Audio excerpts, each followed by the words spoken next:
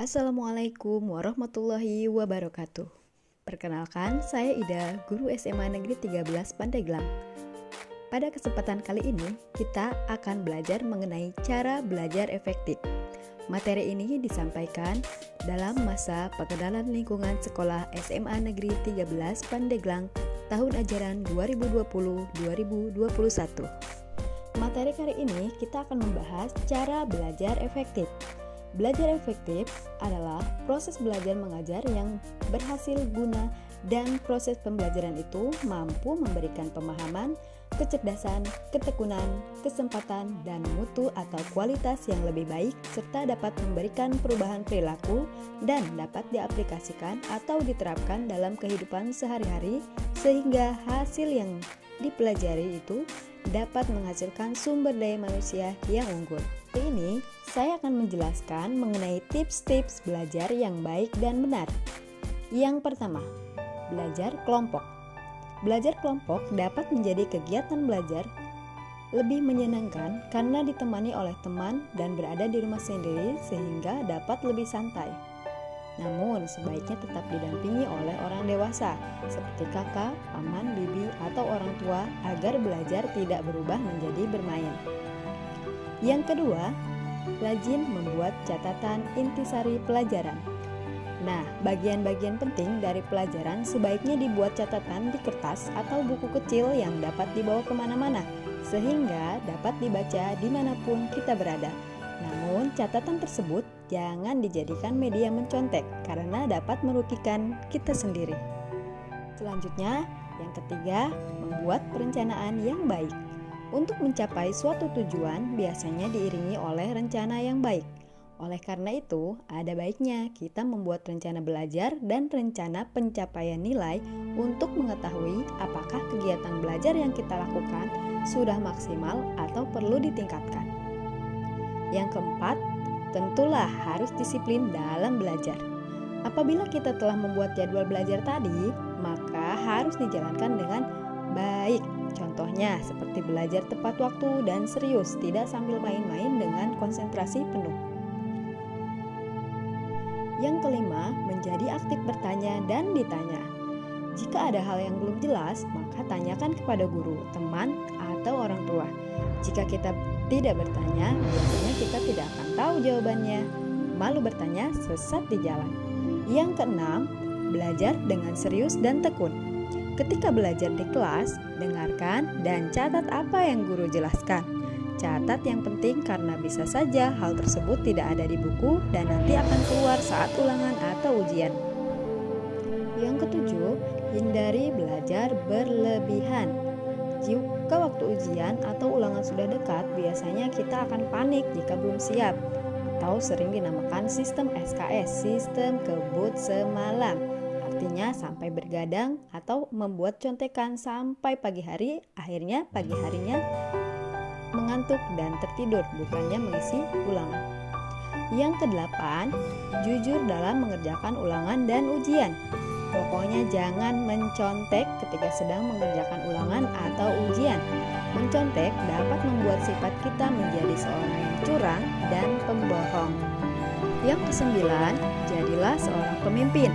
Latihlah rasa tanggung jawabmu. Apabila guru meminta bantuanmu untuk mengerjakan sesuatu, misalnya membersihkan kelas, jangan ragu untuk menerimanya. Ajak beberapa teman kelas dan pimpin mereka untuk membersihkan kelas bersama-sama.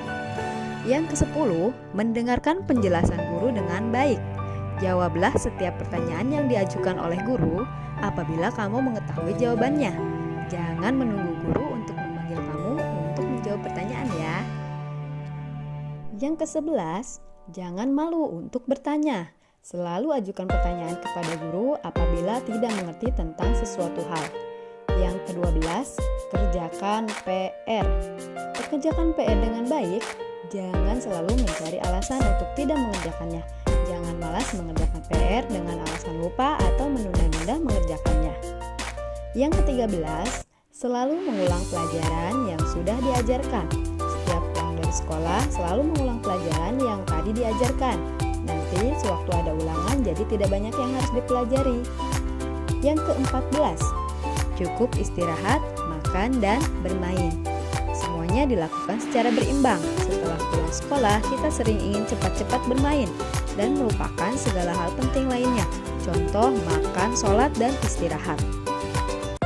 Ke-15, banyak berlatih pelajaran yang kurang disukai.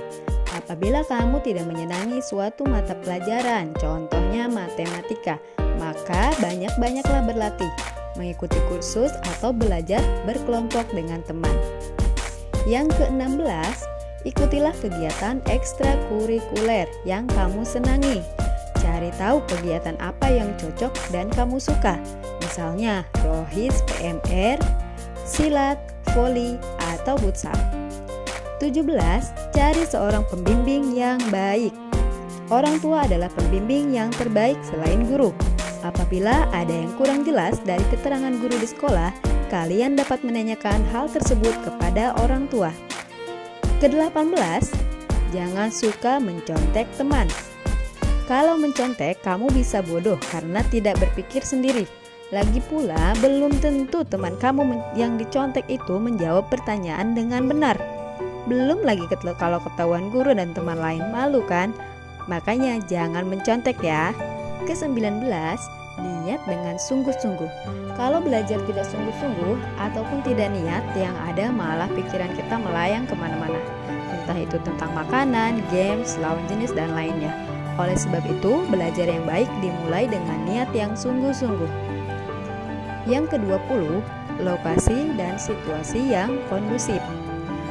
Cara yang paling efektif untuk belajar adalah mencari tempat yang nyaman dan tidak terlalu banyak gangguan agar kita bisa lebih konsentrasi. 21. Hindari sikap tidak jujur. Sekarang ini banyak loh siswa membuat catatan untuk mencontek saat ada ulangan atau ujian. Dengan belajar dengan jadwal yang teratur, seorang murid akan selalu siap jika ada ulangan dadakan dan tidak perlu mencontek. Ke-22, metode imitasi. Proses belajar bisa berjalan dengan sempurna melalui metode imitasi atau meniru. Ke-23, trial and error. Manusia juga belajar dari eksperimen pribadi. Dia akan berusaha secara mandiri untuk memecahkan masalah yang dihadapi. Trial, mencoba, and error, dan salah. Trial lagi, error lagi. Selalu begitu sampai manusia tersebut menemukan jalan keluar dari permasalahannya. Yang ke-24, conditioning. Manusia bisa belajar dengan pengondisian. Seseorang dikatakan belajar dengan pengondisian jika ada stimulus dari indrawi yang merangsangnya.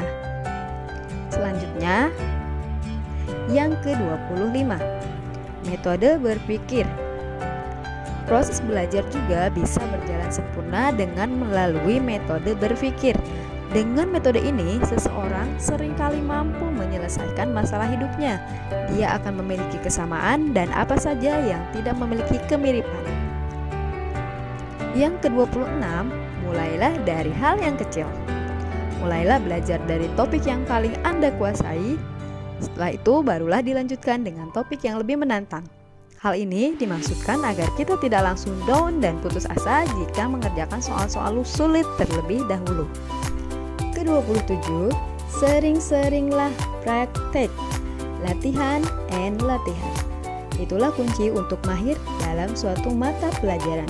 Semakin banyak Anda mengerjakan dan memahami soal, semakin terbiasa pula Anda dalam mengerjakannya.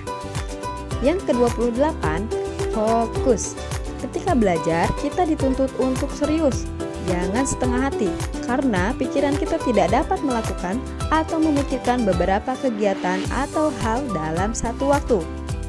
Yang ke-29, ini penting banget. Mohon bimbingan kepada Allah Subhanahu wa Ta'ala. Jangan lupa banyak-banyak berdoa karena Allah lah pemilik ilmu. Yang ke-30, menggunakan media dan sumber-sumber yang relevan. Carilah sumber-sumber dan media lain selain buku, misalkan internet, koran, majalah, dan lainnya. Apalagi saat ini pembelajaran menggunakan metode daring. Lebih seringlah membuka web atau browser untuk mencari materi-materi yang kamu butuhkan. Sekian materi cara belajar efektif. Tugas untuk materi ini mudah saja. Kamu hanya perlu mengumpulkan semua tugas materi-materi yang lain